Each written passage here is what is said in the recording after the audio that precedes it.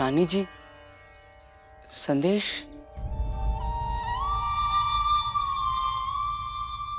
बाल विधवा होने के बावजूद ऐसा कोई था जिसे मेरे बारे में पता होने के बाद भी उसने मुझसे प्यार किया, जिस पर मैंने खुद से ज्यादा विश्वास किया। जब वही धोखा दे दे तो मैं क्या करूं? आप अभी हमारे घर चलिए, कुछ दिन वहीं रहिए, कोई ना कोई रास्ता निकल आएगा। अरे पराई विधवा औरत जो किसी और के साथ भाग रही थी, ऊंची जाति की, उसे अपने घर ले आया तू बाला। मेरी बेटी मुझे लौटा दो, वरना कोई एक तो जरूर मारा जाएगा तुम्हारे घर से।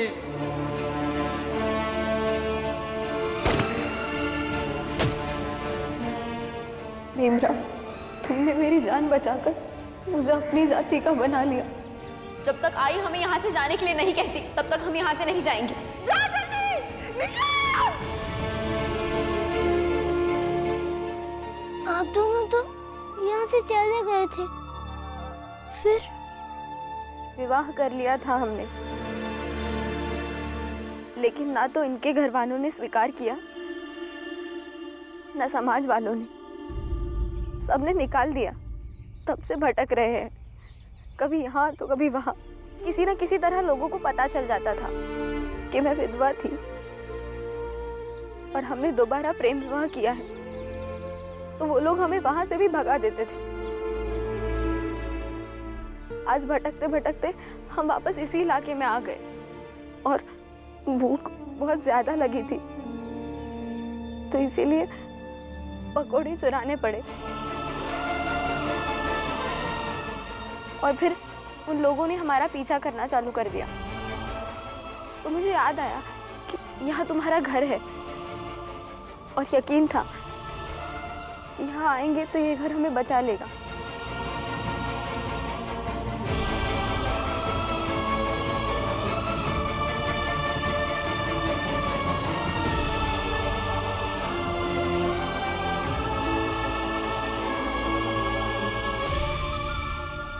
भीमराव, तुम्हारी आई कहाँ है? कहीं दिखाई नहीं दे रही।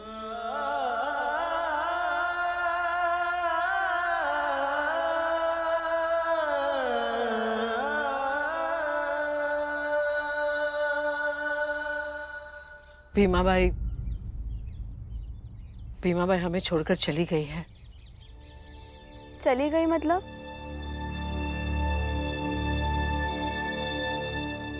उसका देहांत हो गया।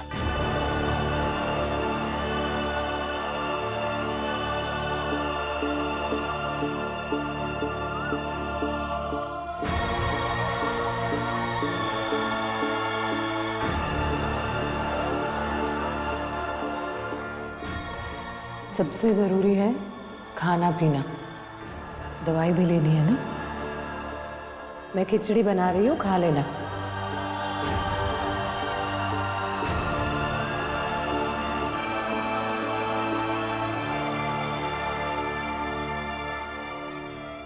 पता नहीं अच्छे लोग ही क्यों जल्दी चले जाते हैं।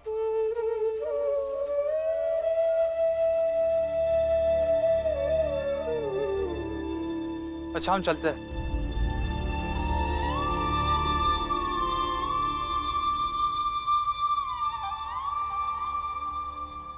आज अगर आई जिंदा होती तो आप दोनों को ऐसे जाने नहीं देती,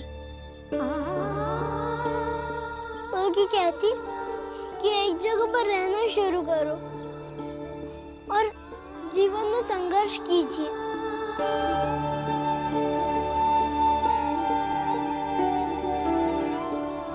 भीम सही कह रहा है, आप दोनों यही रहिए,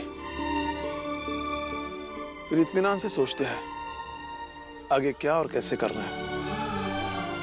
आइए।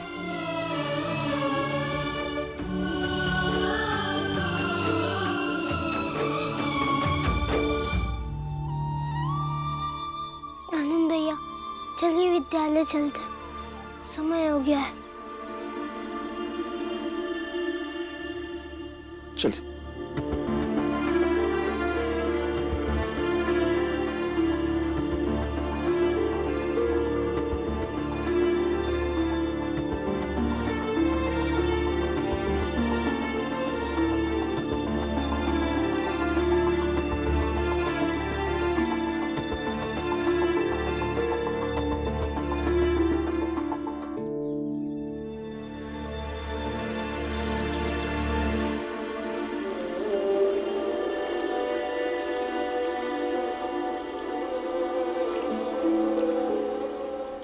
मैं आपका साथ देना चाहता हूँ, मैं आपके साथ सपने देखने की हिम्मत करना चाहता हूँ, मैं आपको हमेशा हमेशा के लिए यहाँ पे रखना चाहता हूँ।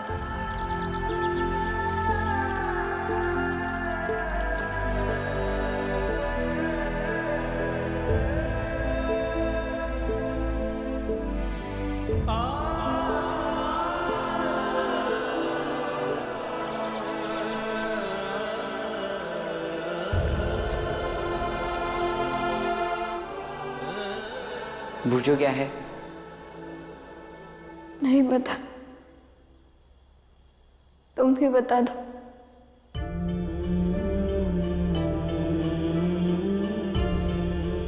बचपन में इसे खाकर तुम खुश हो जाती थी।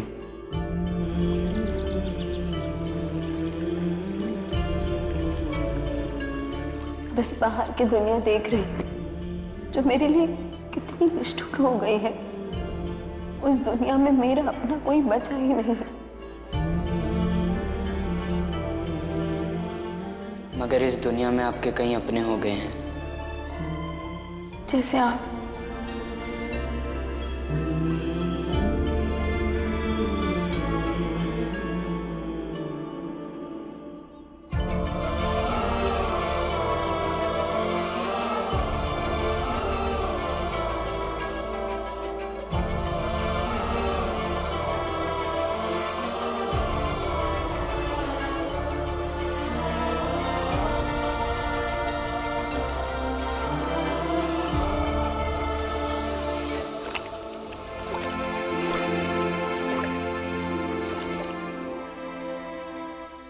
आनंद भैया, विद्यालय में कोई शिक्षक ही नहीं था। पता नहीं सब कहाँ चले गए। भीम, कहीं ऐसा तो नहीं कि हमें विद्यालय खुलने की तारीख याद ही नहीं है? नहीं आनंद भैया, मुझे अच्छे से याद है। फिर आनंद, भीम, बेटा वो महाराज ने एक चिंतन शिविर के नाम से कुछ गोष्ठी का नाटक करना शुरू किया है, जहाँ सारे शिक्षकों को बुलाया गया है। वो अपने अंबेडकर गुरुजी तो है नहीं, इसलिए इसका किसी ने विरोध तक नहीं किया।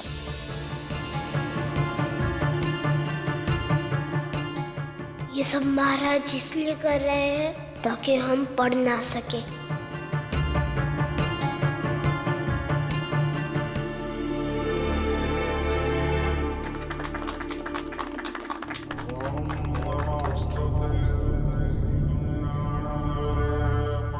आप सबको तो पता चल ही गया होगा कि ये एक चिंतन शिविर है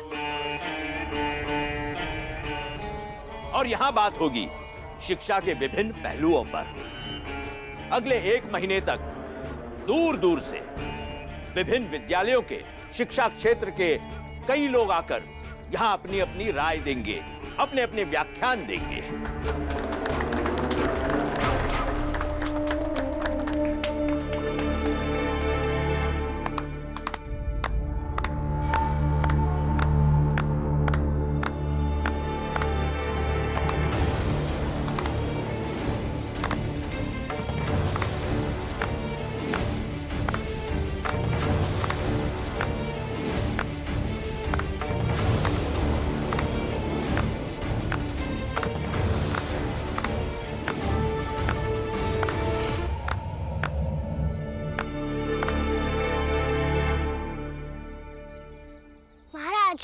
आज मैंने भी मान लिया कि आप सच में सर्वज्ञ महाराज हैं।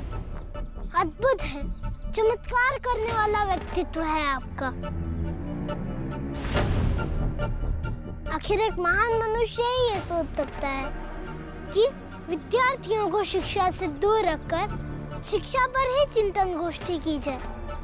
अच्छा किया भीमराव कि तुम स्वयं यहाँ आए।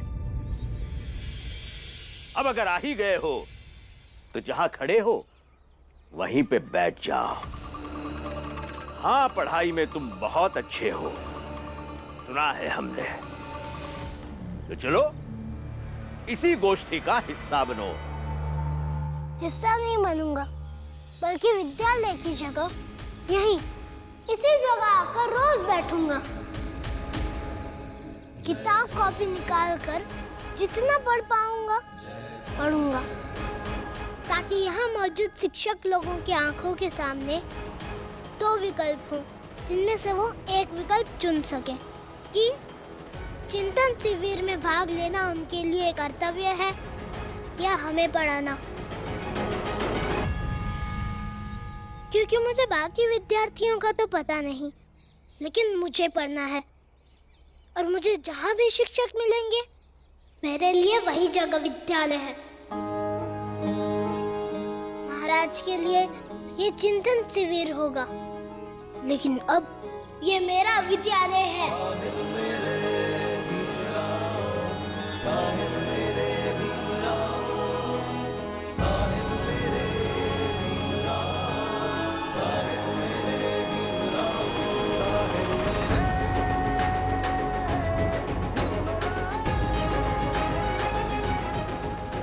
देखिए, ऐसे भटकना बंद कीजिए। आप यहाँ रहिए, यहाँ आप लोग सुरक्षित रहेंगे। हम किसी को परेशान नहीं करने देंगे। धीरे धीरे कोई अच्छा रोजगार ढूंढ लीजिए और फिर नए सिरे से अपनी गृहस्थी बसाइए। हाँ, यही रह जाओ, हम सब पहले जैसे ही रहेंगे।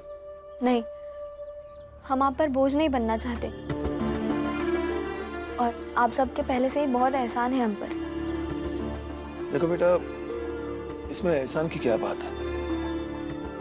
अगर तुम इस घर को अपना घर मानती हो, समझती हो, तो इस घर में रहने में क्या बुराई है? बाला, तेरी बातों से ये क्यों लग रहा है मुझे कि तू इस लड़की से प्रेम करने लगा है? मेरे सारे बच्चों में सबसे ज्यादा भावुक है तू, इसीलिए तो गुस्सा भी ज्यादा आ जाता है और प्यार भी बहुत ज्यादा करता है। इसी कारण रोकती हूँ तुझे, रोकती हूँ उन रास्तों पर जाने से जो तुझे कहीं नहीं ले जाएंगे। नहीं बाबा, ये लोग सही कह रहे, इन्हें हमारे साथ नहीं रहना चाहिए। अगर एक परिवार दूसरे परिवार के साथ रहने लगे तो वो दो परिवार एक नहीं हो जाते।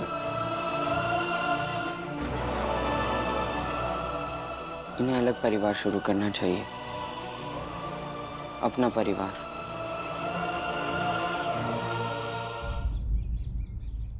देख लीजिए ये बालक कितना ढीठ है।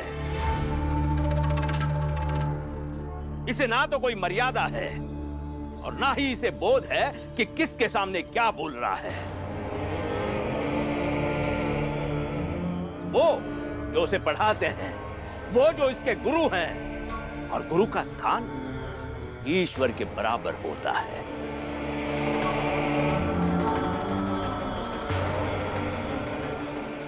इसे तनिक भी ये नहीं लगता कि ये इसकी अनुशासनहीनता है। आखिर किस बात के लिए नाराज है ये मुझसे?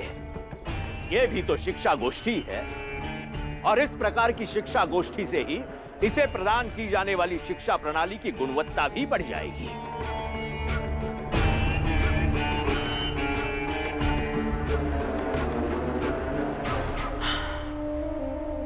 वैसे तो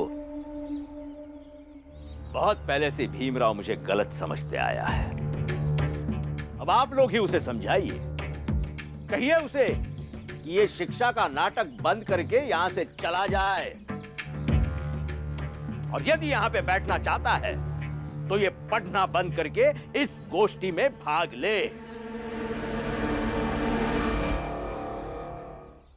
भीमराव, जाओ यहां से। भीमराव, हम कुछ कह रहे हैं तुमसे। हमारी आज्ञा की अवहेलना करना एक शिष्य के लिए अपराध है।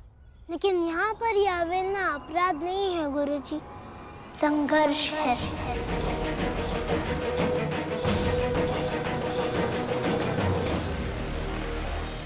क्योंकि पढ़ाई मेरा अधिकार है और पढ़ाना आपका कर्तव्य।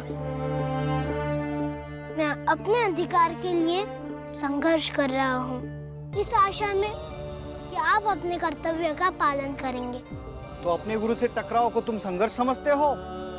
गुरुजी, जरूरत पड़ने पर व्यक्ति को अपने आप से भी टकरा जाना चाहिए और इसी को तो संघर्ष कहते हैं।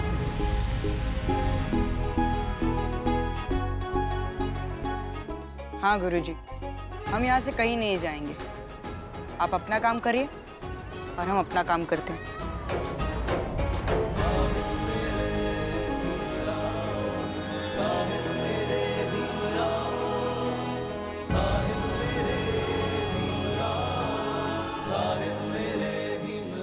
तो चलिए गोष्ठी की शुरुआत करते हैं।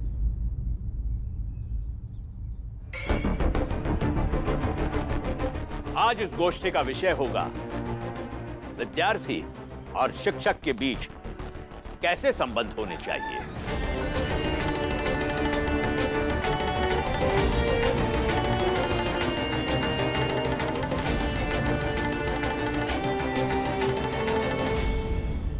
मैं बाला की बात से सहमत हूँ।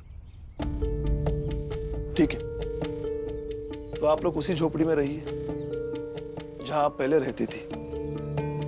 लेकिन हम उसका किराया देंगे और आपको लेना पड़ेगा। ठीक है बेटा। भैया, आप जब भी काम ढूंढने जाओ तो संदेश को भी साथ में ले जाना। आप दोनों चाहिए, आराम कीजिए। खाना बन जाएगा तो मैं आवाज दे दूंगी।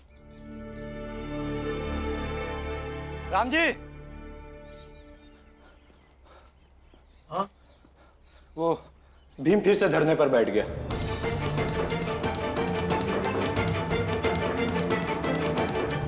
धरने पर बैठ गया? कहाँ? महाराज गोष्ठी कर रहे हैं ना।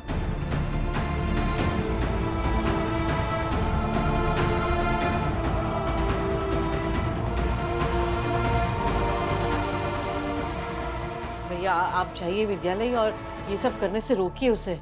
नहीं मीरा, कोई फायदा नहीं है।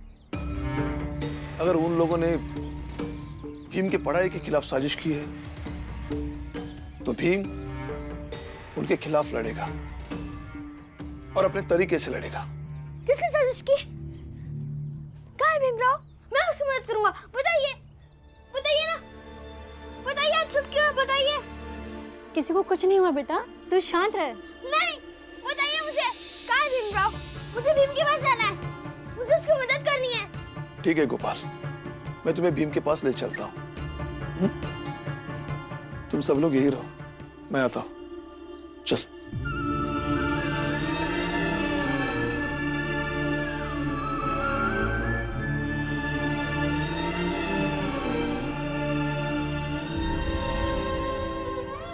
आप दोनों जाइए, आराम कीजिए।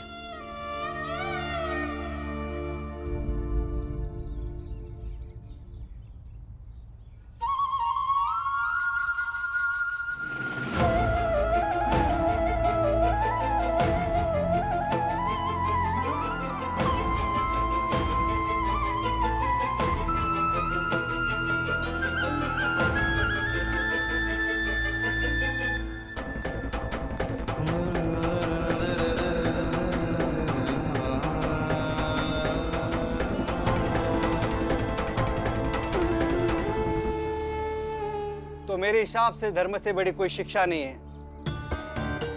जब लोग अनपढ़ थे तब भी ईश्वर था, तब भी ये धर्म था। उत्तम विचार है। तो ये बताइए महाराज कि कोयल को बनाने वाला कौन है? बताइए, बताइए।